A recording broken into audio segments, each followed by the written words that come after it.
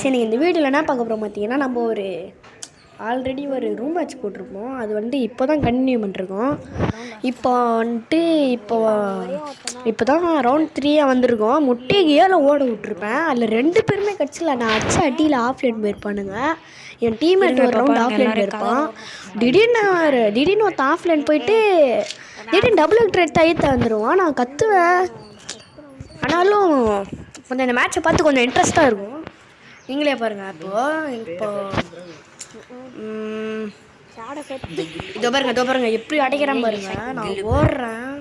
அப்புறம் இன்னொரு விஷயம், யாருக்கெல்லாம் இது பிடிக்குமோ அது பேர் என்னது என்னமோ பிடிக்குமே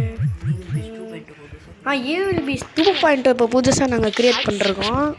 அது நீங்கள் பார்த்தீங்கன்னா சப்ஸ்கிரைப் பண்ணுங்க கைஸ். இந்த பாருங்க எப்படி ஹெச்பியை போட்டான் நூற்று மாதிரி போய் அடிச்சுன்னு இருப்பேன். அப்புறம் நானே போட்டு மெடியை போட ஆரம்பிச்சிடுவேன்.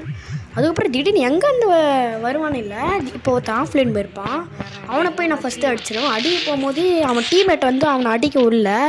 இப்போ பாருங்கள், இவன் தான். இதோ பாருங்க, என்னை அடிக்கவே இல்லை. நான் இவனை எப்படியா ஃபஸ்ட்டு இந்த டசியை முடிச்சிடலாம் அப்படின்னு சொல்லி அவனை அடிக்க போனால் அவனும் இவனை அடிக்க விட மாட்டான். இதோ பாருங்க இப்படி வரானா.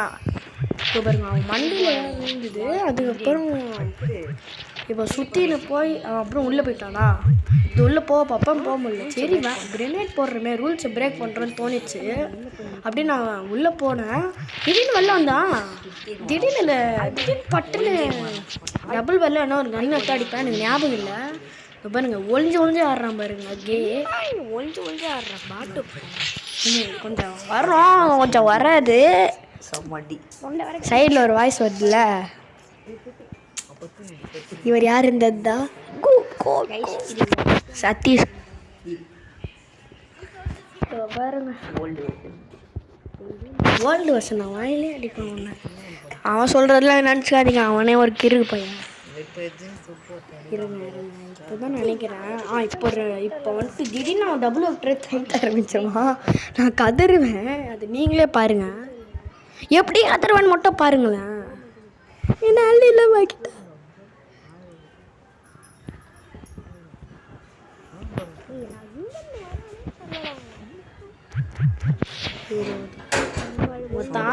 ஆஃப்லைன் போயிட்டு இருப்பான்னு நினைக்கிறேன் மொத்தம். இப்போ பாரு, அவன் செத்துருவான்டா, அவன் செத்துருவான். இதோ பாருங்க, இப்போ பாருங்க ஒழிஞ்சு நிற்பான். திடீர்னு அடிப்பான். சரி இவன் ஆஃப்லைன் தானே போயிட்டான்னு சொல்லிட்டு பயப்படாமல் அடிப்பேன். 1 டேமேஜ் பண்ணிட்டான்.